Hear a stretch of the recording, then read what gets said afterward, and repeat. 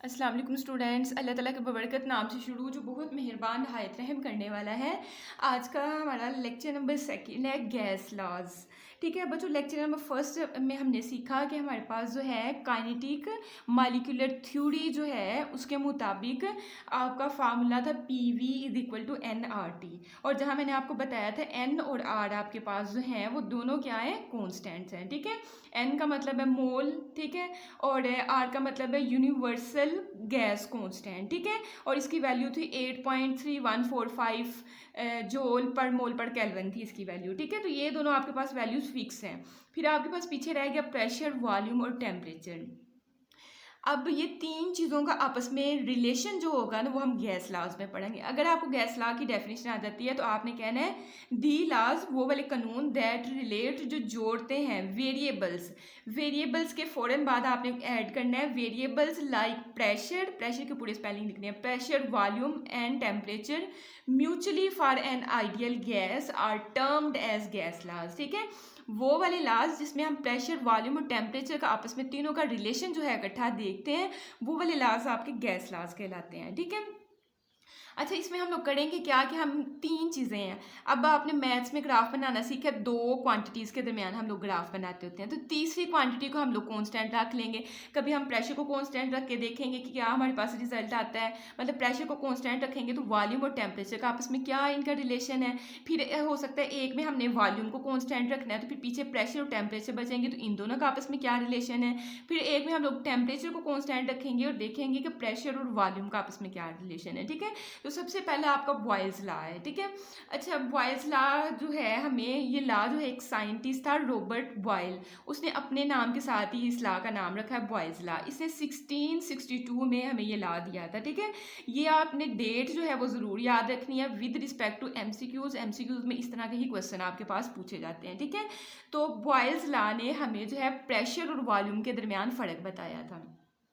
बच्चों let's suppose कि आपके पास जो है एक सपोज करने का आपके पास एक लेस का पैकेट ही है। ठीक है, उसके अंदर लेस होती है और साथ हवा होती है, लेकिन जब पैकेट को हम लोग फोल्ड करते जाते हैं मतलब उसका जो है वॉल्यूम कम करते जाते हैं। वॉल्यूम ये ना कि कितनी जगह में वो चीज़ आई हुई है। ये देखें आपके पास इस तरह का अगर लेस का पैकेट है तो कहीं लेस पड़ी हुई है और कहीं हवा के पार्टिकल्स हैं। जो ही आप इसको फोल्ड करते करते ये आप इसका हिस्सा फोल्ड कर दोगे या इसको प्रेस करोगे तो आपके पास जो है वॉल्यूम कम होकर इतना रह जाता है। ठीक है, मतलब इसी तरह से अगर एग्जाम्पल हम लोग लें कि इसी तरह से अगर आप एक गुब्बारा ले लें, गुब्बारे के अंदर हवा होती है, आप गुब्बारे को अगर आपने ज़्यादा उसको उसमें हवा नहीं बढ़ी हुई तो आप थोड़ा सा उसको दबाते हो तो उसका वॉल्यूम कम होता है। वॉल्यूम इसी तरह से कुछ बॉल्स आपके पास बच्चों की बॉल्स मिलती हैं प्लास्टिक की, वो नरम सी होती है, उनको हम लोग दबाएं तो उनका वॉल्यूम जो है वो कम हो जाता है। ठीक है, तो बॉयल्स लॉ ने हमें कहा था कि जब हम लोग किसी चीज़ का वॉल्यूम जो है वो कम या ज़्यादा करते हैं, वॉल्यूम में चेंजिंग करते हैं।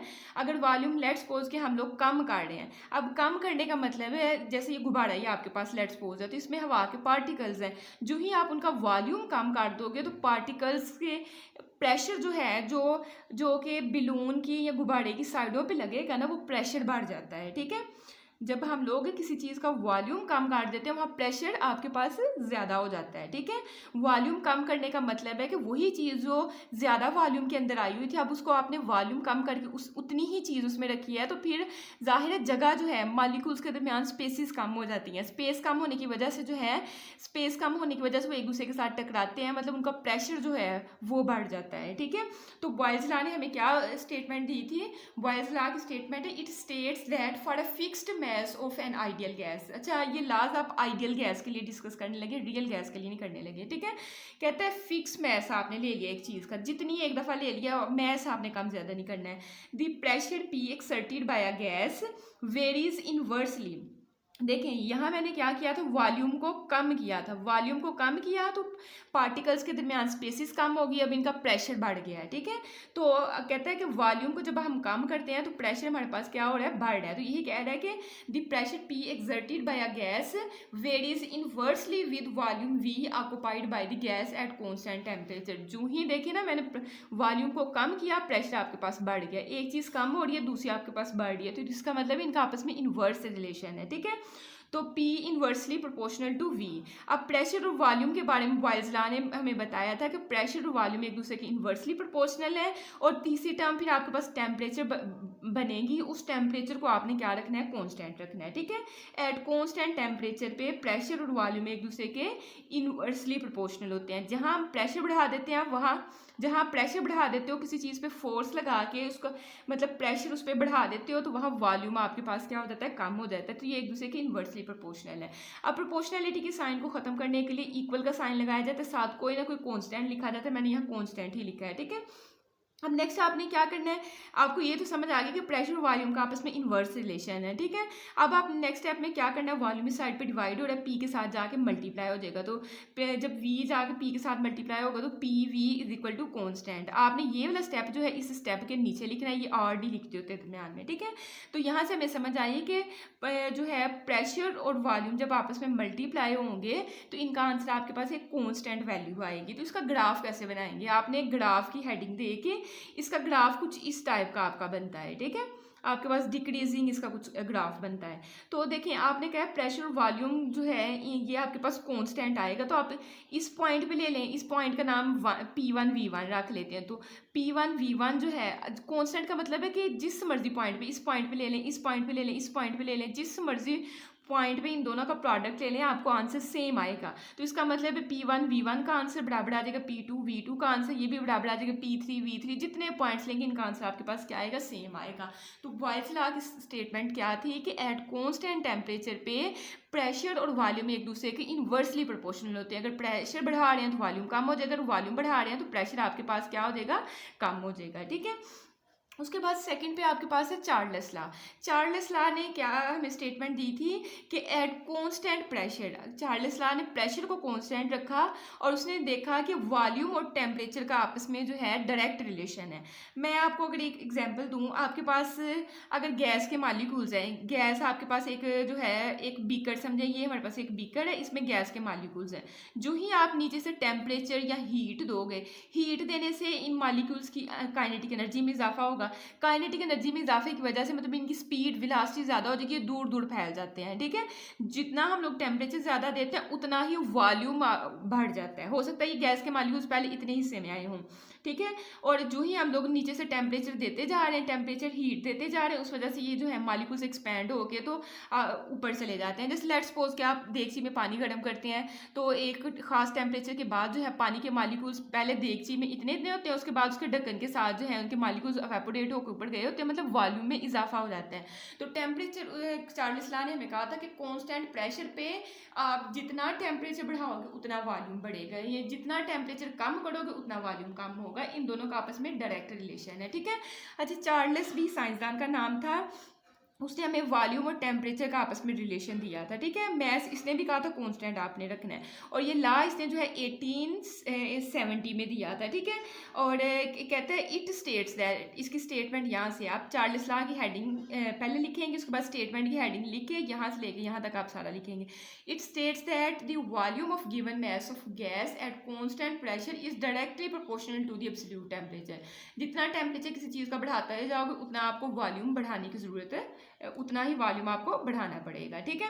उसके बाद देखें इस डायरेक्टली प्रोपोर्शनल का साइन खत्म करना है तो आपको इक्वल लगाना पड़ेगा। अच्छा, यहाँ एक स्टेप इसने मिस किया हुआ, वो आप कैसे करेंगे, वी डायरेक्टली प्रोपोर्शनल का साइन खत्म किया, इक्वल का साइन आ जाएगा, साथ आप लिखेंगे कॉन्स्टेंट और कॉन्स्टेंट के बाद आप लिखेंगे टी, ठीक है। नेक्स्ट स्टेप में आपके पास टी जो है इस साइड पे मल्टीप्लाई हो रहा है, जाहिर है यहाँ आपने खत्म करके इक्वल और कॉन्स्टेंट लिखा था ना, तो टी आपका इस साइड पे मल्टीप्लाई हो रहा है, वी वाली साइड पे मतलब इस साइड पे आप लेके आओगे तो क्या हो जाएगा, डिवाइड। तो v by T is equal to constant, पहले v is equal to constant multiply T लिखोगे, उसके बाद आप ये स्टेप करोगे, ठीक है।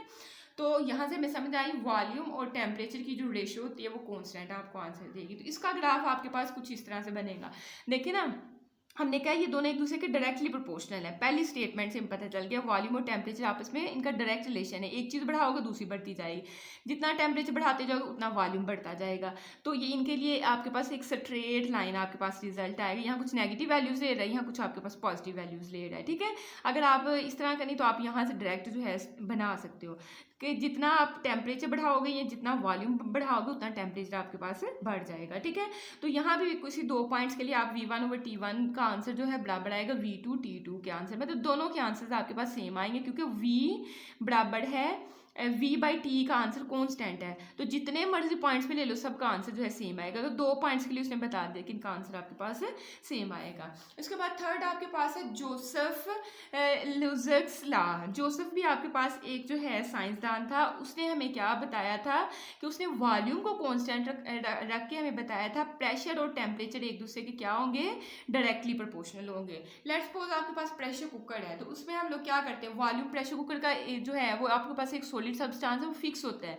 उसमें हम लोग क्या करते हैं कि प्रेशर कुकर में कोई भी सब्जी वगैरह जो भी उसमें रखते हैं, तो हम लोग टेम्परेचर बढ़ाते जाते हैं। टेम्परेचर बढ़ाने से जो उनके मॉलिक्यूल्स का जो आपस में जो है मॉलिक्यूल्स तेज़ी के साथ आपस में टकराते हैं, ठीक है। जो आप टेम्परेचर बढ़ा देते हो ना, तो मॉलिक्यूल्स की काइनेटिक एनर्जी में इजाफा हो जाता है।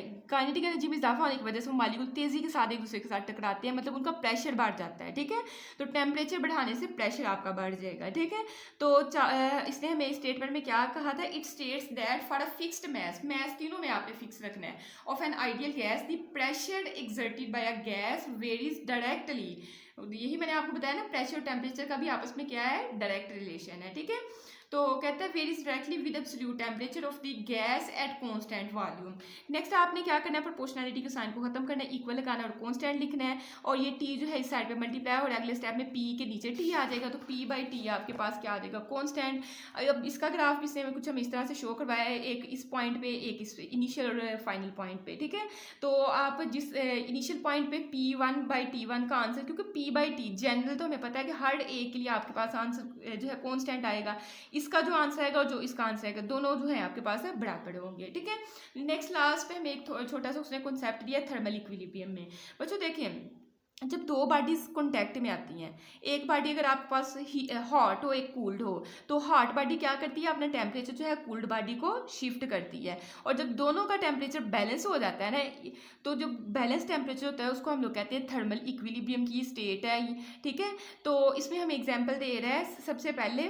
अच्छा, मैं अगर आपको एक चीज़ बताऊं, आपके पास ये है कि एक कप में ना कॉफ़ी है, तो कॉफ़ी आपको पता है स्टार्ट में आपके पास हॉट होगी, आपने एक स्पून लिया, स्पून जो ही आप इसके अंदर डीप करोगे तो स्पून तो जाहिर है स्टार्ट में ये ठंडा होगा, इसका नॉर्मल टेम्परेचर होगा, और कॉफ़ी आपके पास कॉफ़ी जो है वो हॉट है, तो कॉफ़ी क्या करेगी कि अपना जो हीट को ट्रांसफ़र करेगी स्पून के अंदर। तो कुछ टाइम बाद देखोगे कि कॉफ़ी का टेम्परेचर और स्पून का टेम्परेचर जो है वो सेम हो गया है। जब इनका टेम्परेचर सेम हो जाता है तो उसका मतलब है कि इनका जो चेंज इन टेम्परेचर निकालोगे, जाहिर अगर इसका भी टेम्परेचर है लेट्स सपोज के 3 डिग्री सेल्सियस है, और स्पून का भी अब 3 डिग्री सेल्सियस, जब दोनों का सेम टेम्परेचर हो जाता है फिर दोनों एक जितनी गर्म होती हैं। ये नहीं होता कि कॉफ़ी जो है बिल्कुल वो ठंडी हो जाएगी और स्पून जो है गर्म, नहीं, दोनों का जब बैलेंस टेम्परेचर हो जाता है फिर ये एक दूसरे को हीट ट्रांसफ़र करना बंद कर देते हैं, ठीक है। उसकी रीज़न ये होती है कि देखिए अगर इसका भी 3 डिग्री सेल्सियस टेम्परेचर हो गया, चम्मच का भी जो है स्पून का भी 3 डिग्री सेल्सियस हो गया,